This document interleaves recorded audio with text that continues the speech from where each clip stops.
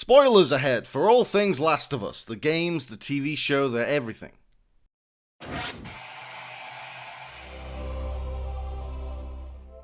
I've had a whirlwind romance with the Last of Us franchise over the past few months. When the TV show started, I had never played either of the games, but I was instantly enraptured by this world and this epic, incredible story and the beautiful father-daughter dynamic between Joel and Ellie.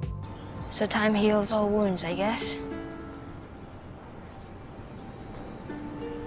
It wasn't time that did it. So I started working through the first game more or less alongside the TV show, following two versions of the story at the same time, and I was completely enamored with both of them. I'm not much of a gamer because I'd rather just sit back and watch a story unfold than have to actively take part in it, but The Last of Us is as close to a movie in game form as there's ever been. It turns cutscenes into an art form and uses its action and obstacles to round out the characters. I was originally planning to wait until season 2 of the show came out before playing part 2, but that only lasted about 4 days. I couldn't wait to see where this story went next, so I decided to sack that off and played through part 2 across 2 or 3 all-nighters. I didn't realize it was a polarizing game until after I'd finished it. As I was going through the game, I thought it was a fucking masterpiece. It's a perfect sequel that follows on from the trolley problem of the first game with a bleak, challenging fable about the futility of vengeance as a means of grief management. I can't wait to see how Neil Druckmann and Craig Mazin go about bringing this powerful story to life on television. I can't wait to see what Bella Ramsey does with the next stage of Ellie's journey. I thought they did an incredible job of conveying the traumatic effect of all the darker turns from the first game.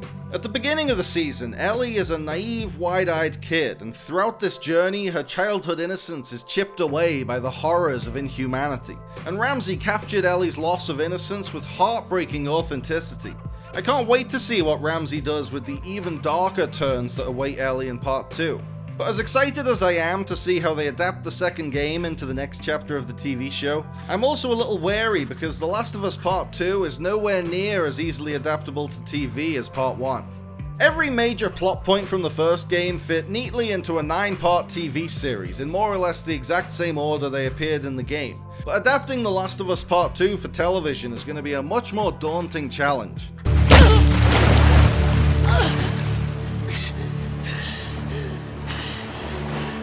Just on a technical level, The Last of Us 2 has a much bigger world than the first game, with even more apocalyptic dilapidation. Season 2 has to put us in claustrophobic overgrown forests, rickety bridges suspended between foggy skyscrapers, and a dangerous river rushing through the ruins of Seattle. I don't know if a TV budget, even the inflated Last of Us TV budget, will be able to do the breadth and scope of this world justice.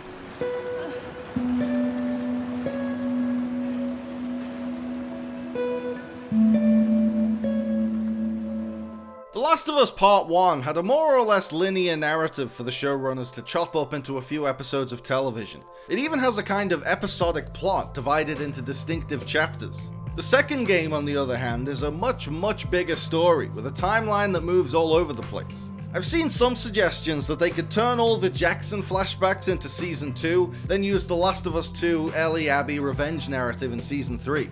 But the chronology of The Last of Us 2 is chosen very specifically. All the flashbacks to Ellie's fractured relationship with Joel gradually complicate the revenge storyline as the game unfolds. The closer Ellie gets to Abby, the more the player learns about the last 4 years of Joel and Ellie's lives. As it turns out, Ellie is more angry at herself for not forgiving Joel before his death than she is angry at Abby for killing him. But it's a lot more effective when we only find that out at the very end of Ellie's journey, when she's lost absolutely everything in her quest for vengeance. It only cost me f***ing everything. Whoa, hey! It wouldn't work as well if we got all that information up front before Abby even comes onto the scene. Part of the profound impact of that story is that you're dropped right into the middle of it with Joel's gruesome, agonizing death scene. Joel's death needs to happen really early in the story timeline.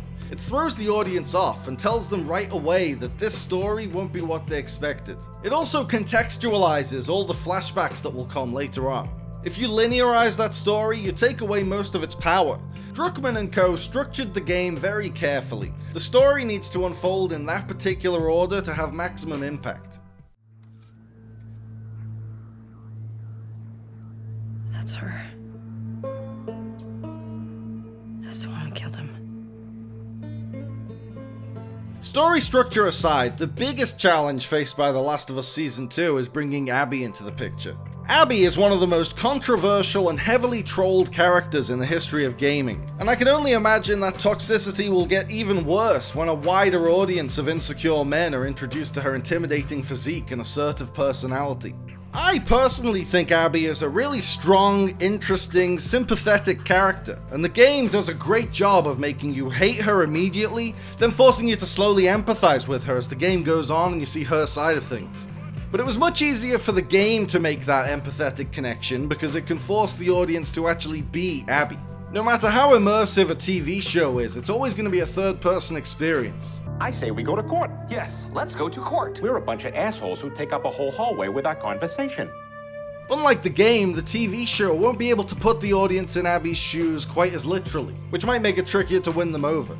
It's absolutely crucial to cast the role right. It's important to cast every role in The Last of Us 2 right. Dina and Jesse and Lev and Yara and Manny and Owen and Mel. And after the casting team paired up Pedro Pascal and Bella Ramsey as Joel and Ellie, I have no doubt whatsoever that they'll nail the casting for Season 2. But the actor who will have to carry the most baggage and work the hardest to win over the audience is the actor playing Abby. The Last of Us TV show needs to play it very carefully with their introduction of Abby, or we could have another Negan situation on our hands. Fuck the patriarchy! It's always been one of HBO's strengths to make the audience empathize with the last character they expected to empathize with. I've seen Florence Pugh's name bandied around a lot for the role of Abby, and I think she'd really knock it out of the park. Pugh would give you an unflinching portrayal of Abby's brutality, but she'd also bring enough humanity to the role to make the viewer see her side of things. You killed my friends.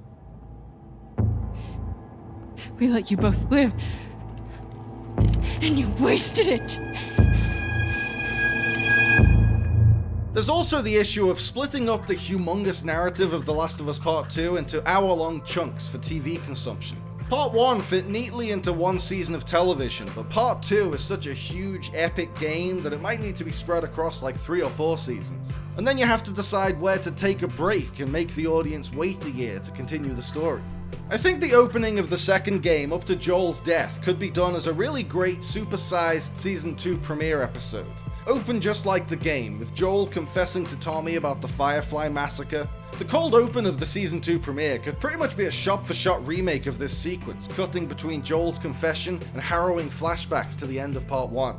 Joel visits Ellie back at Jackson, then opening titles, and suddenly there's a time jump to a few years later when Joel and Ellie's relationship has been mysteriously soured.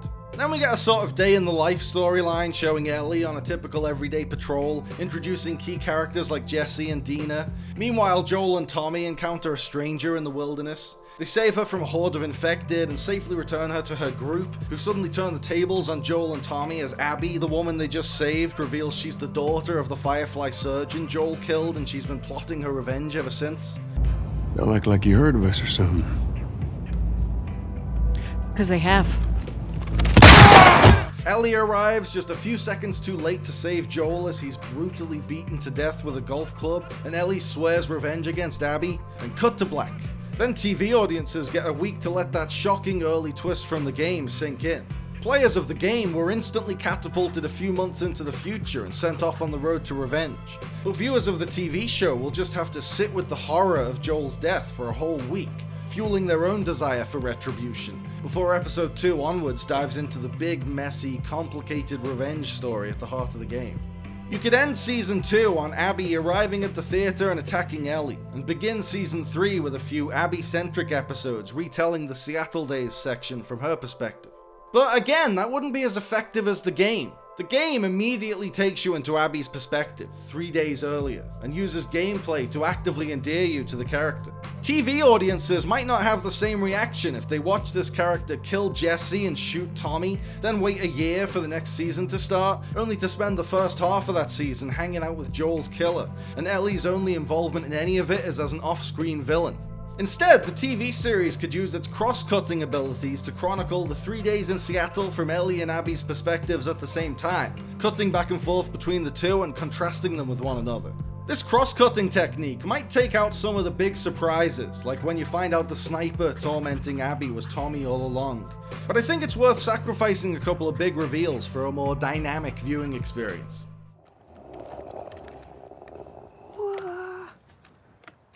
Happy birthday, kiddo.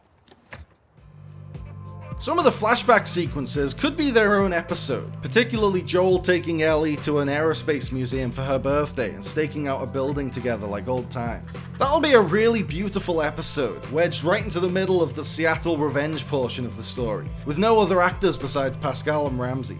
I think every season of The Last of Us can afford up to 2 standalone episodes that take a break from the main plot, similar to the Bill and Frank episode and the Left Behind episode from the first season. They were 2 of the strongest episodes, and it's great that they stand on their own 2 feet. The future seasons should continue to embrace that format. And it would be a great excuse to bring back Pedro Pascal to share the screen with Bella Ramsey a few more times. The Seattle section of the story comes to a head when Ellie and Abby meet in the theater and get into a savage fight. If The Last of Us Season 2 is a big fat extended season with a Sopranos final season episode count covering all the way from Joel and Ellie arriving at Jackson to Abby arriving at the theater, then this fight could be a nail-biting Season 2 finale. Then the whole epilogue with Ellie following Abby to Santa Barbara could be a shorter Season 3, with grittier, zippier episodes quickly establishing the threat of the Rattlers before Ellie infiltrates their lair and ironically saves Abby's life just to get another shot at beating her to death.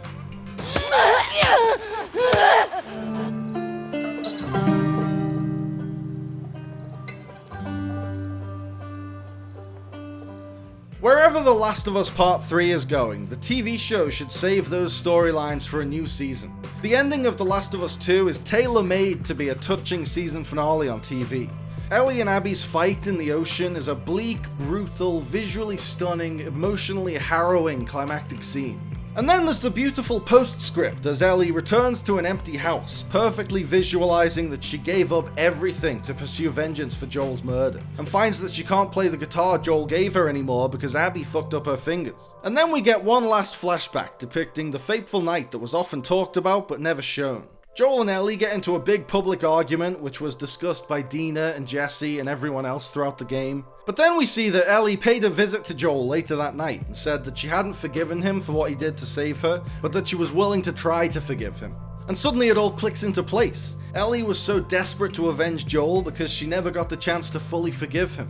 However they chop up the bulk of the game, Druckmann and Mazin need to leave that perfect bittersweet ending intact, and practically do a shot-for-shot remake of it like they did with the ending of the first game.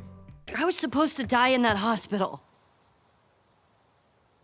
My life would have fucking mattered. But you took that from me. It'll be a hell of a challenge turning The Last of Us Part 2 into a couple of seasons of television, but I have all the faith that the dream team of Druckmann and Mazin can pull it off. No one understands this world and this story and these characters better than Druckmann, and Mazin has the industry know-how to filter Druckmann's vision through the format of a TV show. I have no idea what they're planning to do with The Last of Us Part 2, but I'm sure they'll crush it. And if they don't, I'm sure a lot of people online will make their complaints known. Worst episode ever. Rest assured that I was on the internet within minutes, registering my disgust throughout the world.